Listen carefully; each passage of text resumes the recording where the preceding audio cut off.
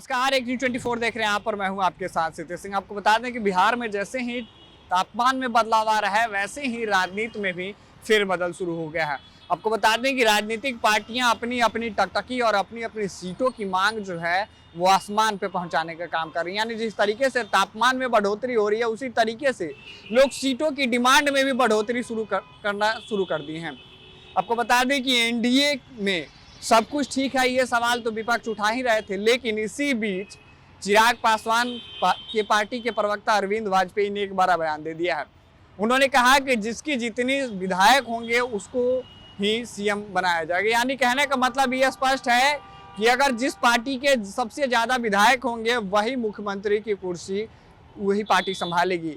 यानी इस बात से आप साफ समझ सकते हैं कि नीतीश कुमार के नाम पे जो एनडीए कहती थी, यानी 25 से 30 फिर से नीतीश, इस मामले में भी अब कहीं ना कहीं दावपेच खेला जा रहा है।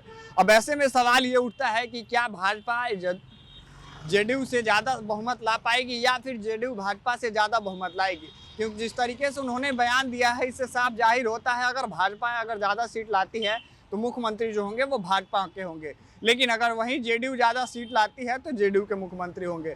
अब ऐसे में एनडीए जो बातें कह रही हैं कि 25 से 30 फिर से नीतीश, ये दावा क्या फेल हो जाएगा?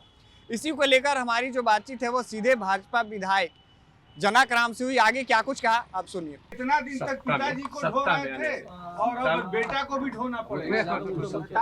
देखिए, ये आपने जो सवाल उठाया है ये लोकतंत्र से और मतदान की प्रक्रिया से लोगों को गुजरना पड़ता है। आप सवाल किया है परिवारवाद को, मुझे लगता है कि दूर दूर तक कहीं इस तरह की बातें सामने नहीं आएगी।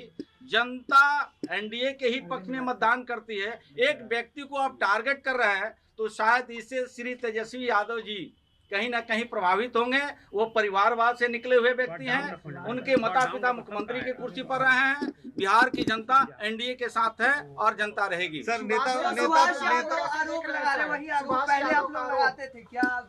श्री सुभाष यादव जी आरोप नहीं लगा रहे हैं, उस परिवार के अंग रहे हैं और वो परिवार के अंग ही नहीं मजबूत सदस्य भी रहे हैं। और उन्होंने कहीं अब बात को आकर के खुल करके कहा है तो जनता को तो समझना चाहिए, जनता समझ भी रही है।